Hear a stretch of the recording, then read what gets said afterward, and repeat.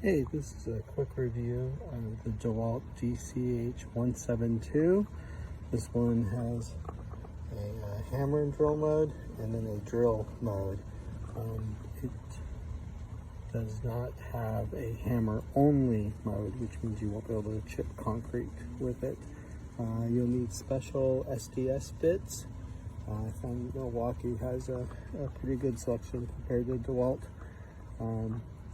Put the bit in, and then let me just give you a quick demonstration of it goes deeper than what the specs say. So have it set on drill and hammer.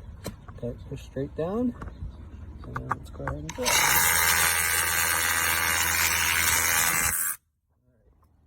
you can see, there's a lot more power in there than I was initially expecting. I'm going to flip it into reverse, and then she can